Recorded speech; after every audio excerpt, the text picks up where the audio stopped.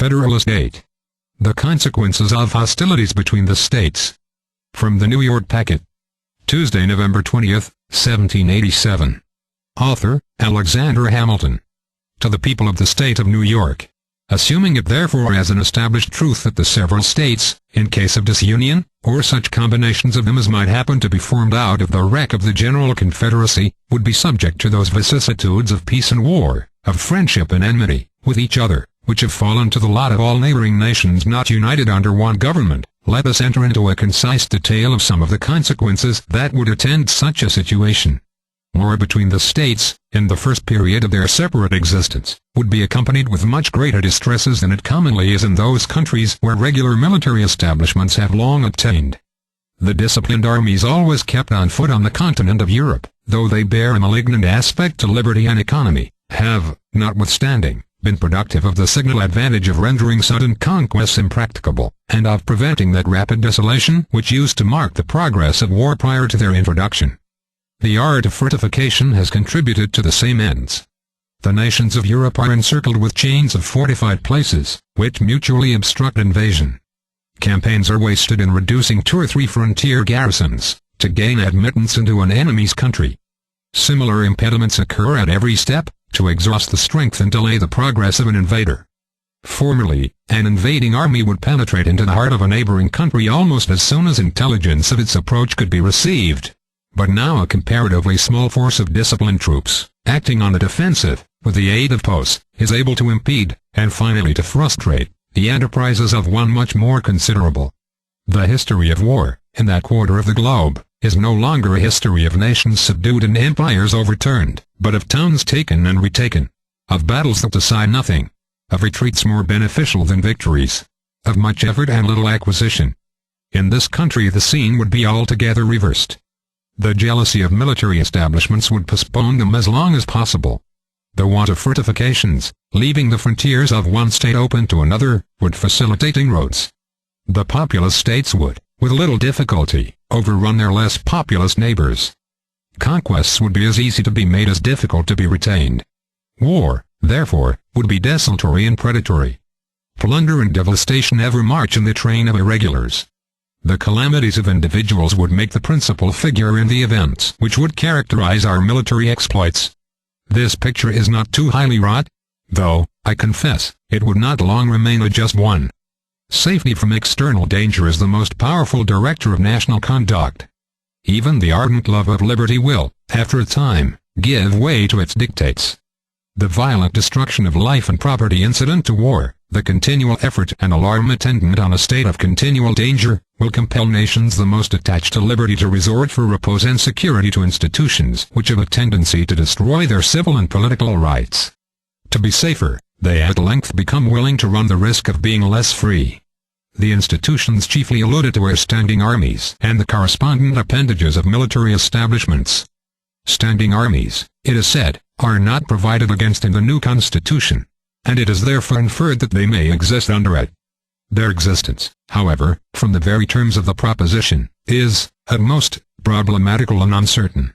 But standing armies, it may be replied, must inevitably result from a dissolution of the Confederacy. Frequent war and constant apprehension, which require a state of as constant preparation, will infallibly produce them. The weaker states or confederacies would first have recourse to them, to put themselves upon an equality with their more potent neighbors. They would endeavor to supply the inferiority of population and resources by a more regular and effective system of defense, by disciplined troops, and by fortifications. They would, at the same time, be necessitated to strengthen the executive arm of government, in doing which their constitutions would acquire a progressive direction toward monarchy. It is of the nature of war to increase the executive at the expense of the legislative authority. The expedients which have been mentioned would soon give the states or confederacies that made use of them a superiority over their neighbors. Small states, or states of less natural strength, under vigorous governments, and with the assistance of disciplined armies, have often triumphed over large states, or states of greater natural strength, which have been destitute of these advantages. Neither the pride nor the safety of the more important states or confederacies would permit them long to submit to this mortifying and adventitious superiority. They would quickly resort to means similar to those by which it had been effected, to reinstate themselves in their lost preeminence. Thus, we should, in a little time, see established in every part of this country the same engines of despotism which have been the scourge of the old world. This, at least, would be the natural course of things, and our reasonings will be the more likely to be just, in proportion as they are accommodated to this standard. These are not vague inferences drawn from supposed or speculative defects in a constitution, the whole power of which is lodged in the hands of a people, or their representatives and delegates, but they are solid conclusions, drawn from the natural and necessary progress of human affairs. It may, perhaps, be asked, by way of objection to this, why did not standing armies spring up out of the contentions which so often distracted the ancient republics of Greece? Different answers, equally satisfactory, may be given to this question. The industrious habits of the people of the present day, absorbed in the pursuits of gain, and devoted to the improvements of agriculture and commerce, are incompatible with the condition of a nation of soldiers, which was the true condition of the people of those republics. The means of revenue, which have been so greatly multiplied by the increase of gold and silver and of the arts of industry, and the science of finance, which is the offspring of modern times, concurring with the habits of nations, have produced an entire revolution in the system of war, and have rendered disciplined armies, distinct from the body of the citizens, the inseparable companions of frequent hostility. There is a wide difference, also, between military establishments in a country seldom exposed by its situation to internal invasions, and in one which is often subject to them, and always apprehensive of them. The rulers of the former can have a good pretext, if they are even so inclined, to keep on foot armies so numerous as must of necessity be maintained in the latter. These armies being, in the first case, rarely, if at all, called into activity for interior defense, the people are in no danger of being broken to military subordination. The laws are not accustomed to relaxations, in favor of military exigencies. The civil state remains in full vigor, neither corrupted, nor confounded with the principles or propensities of the other state.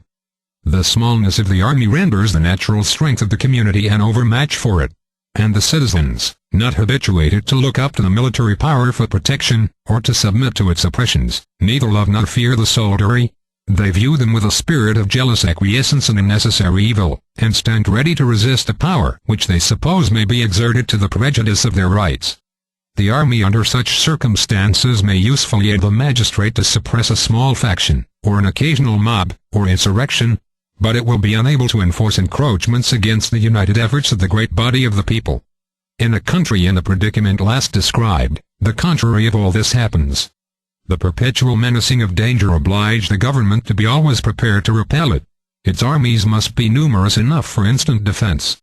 The continual necessity for their services enhances the importance of the soldier, and proportionally degrades the condition of the citizen.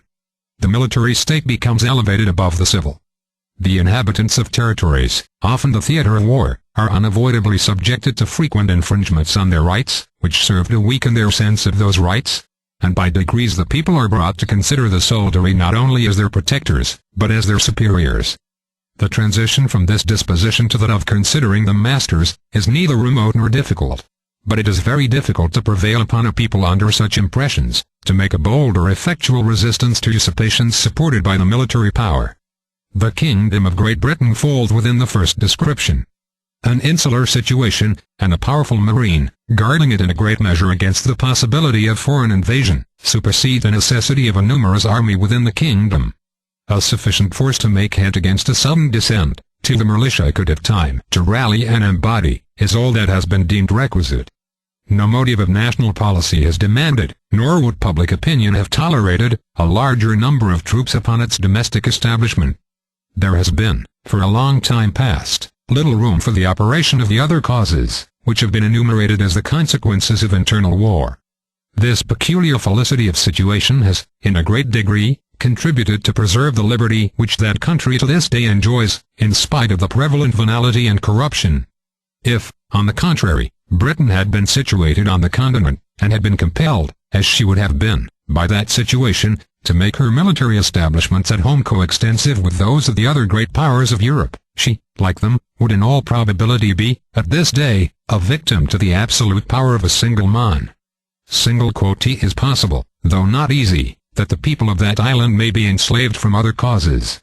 But it cannot be by the prowess of an army as inconsiderable as that which has been usually kept up within the kingdom.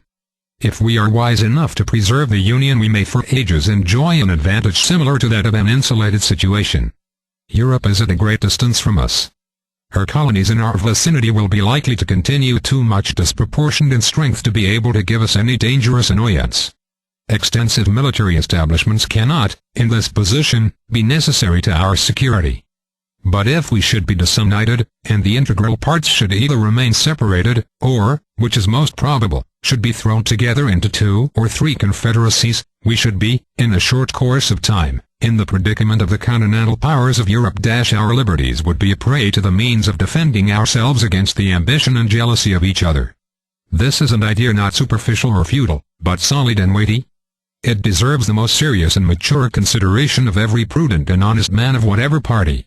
If such men will make a firm and solemn pause, and meditate dispassionately on the importance of this interesting idea, if they will contemplate it in all its attitudes, and trace it to all its consequences, they will not hesitate to part with trivial objections to a constitution, the rejection of which would in all probability put a final period to the Union. The airy phantoms that flit before the distempered imaginations of some of its adversaries would quickly give place to the more substantial forms of dangers, real, certain, and formidable. Publius,